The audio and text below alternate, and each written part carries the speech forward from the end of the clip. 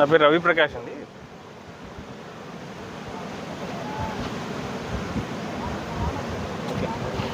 రవి ప్రకాష్ అండి. రామేశ్వరం విఆర్ఓగా పనిచేస్తున్నాను.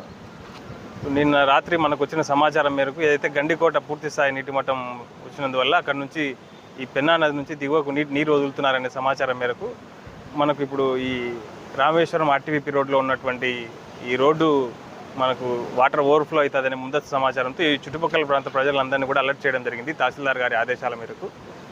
ఈ పొద్దున ఎర్లీ మార్నింగ్ 5 ఆ టైంలో కూడా ఈ రోడ్డు మొత్తం డ్యామేజ్ అయిపోయి రోడ్డుపై నుంచి వాటర్ ఓవర్ఫ్లో అవుతున్నాయి. పోలీస్ వాళ్ళు కూడా సమాచారం తెలిపినాము. పోలీస్ వాళ్ళు కూడా ఇక్కడికి వచ్చి ఈ రాకపోకలను ఆపివేసినారు. జనాలందరూ కూడా అప్రమత్తం చేసినారు పోలీస్ వాళ్ళు కూడా.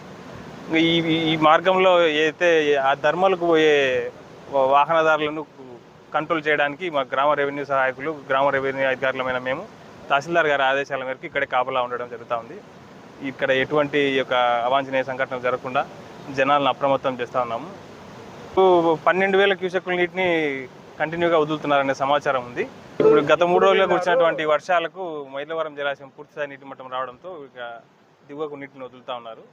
మనమైతే ఈ చుట్టుపక్కల ప్రాంత ప్రజలకు ఎటువంటి ఇబ్బంది కలగకుండా వాళ్ళు అందరినీ అప్రమత్తం బీట్ ఆఫ్ టౌన్ చేసి అందరినీ అప్రమత్తం చేయడం జరిగింది తహసీల్దార్ గారి ఆదేశాల మేరకు. ఇక్కడ కాపలా ఉండి మనం జనాల్ని ఇక్కడ నది లోపలికి పోనీయకుండా ఎటువంటి సంఘటనలు జరగకుండా కాపలా ఉండడం జరుగుతుంది.